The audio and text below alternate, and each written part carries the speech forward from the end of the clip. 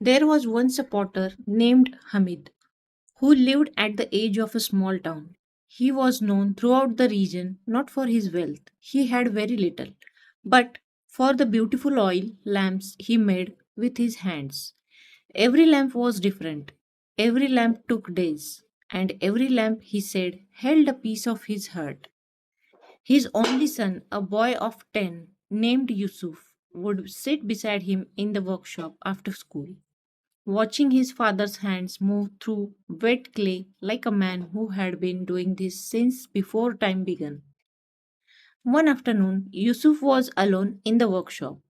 He had been told not to touch anything, but on the highest shelf sat a lamp his father had just finished. A tall, graceful thing with a curved neck and tiny flowers carved along its base.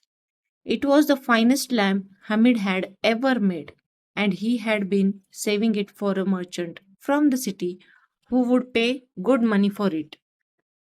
Yusuf wanted only to look at it more closely. He climbed the stool carefully. He reached up slowly, and then a mistake, and the lamp fell. It shattered on the stone floor into 100 pieces. For a long time, Yusuf just stood there among the broken shards, his heart hammering. His first thought was to sweep up the pieces and say nothing.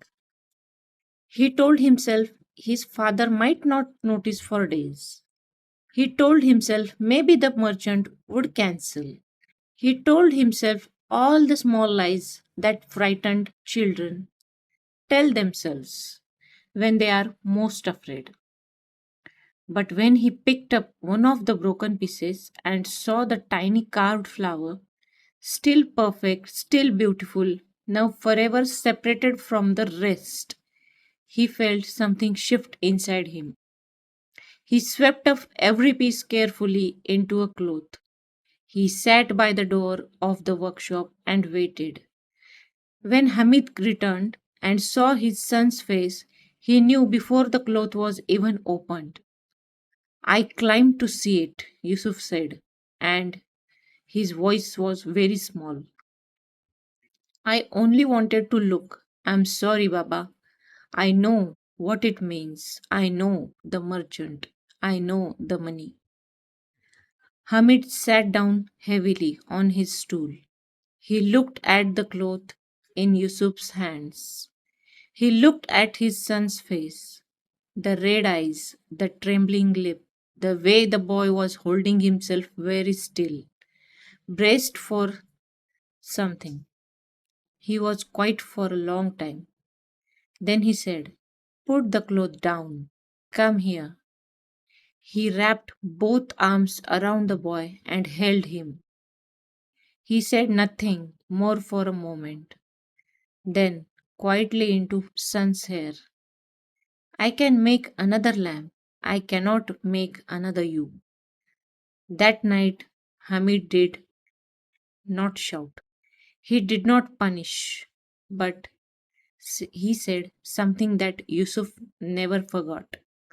Not even when he was old and grey and telling the story to his own children.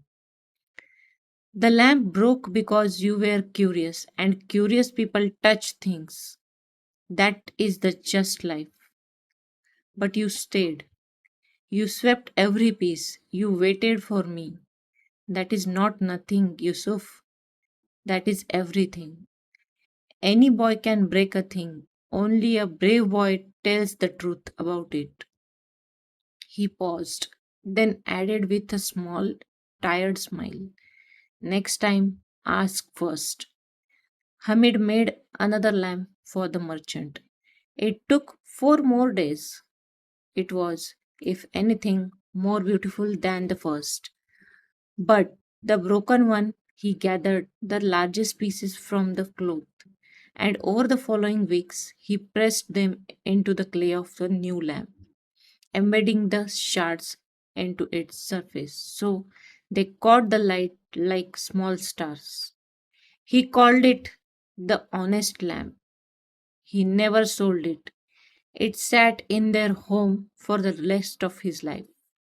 And when people asked about it, the strange lamp with the broken glass inside, he would smile and say, "My son made that one with me." The lesson: a mistake does not define you. What you do after the mistake does. The child who stands and tells the truth is already wiser than the adult who runs from it. And those who love you, truly love you, will always find a way to keep even the broken pieces. Thank you.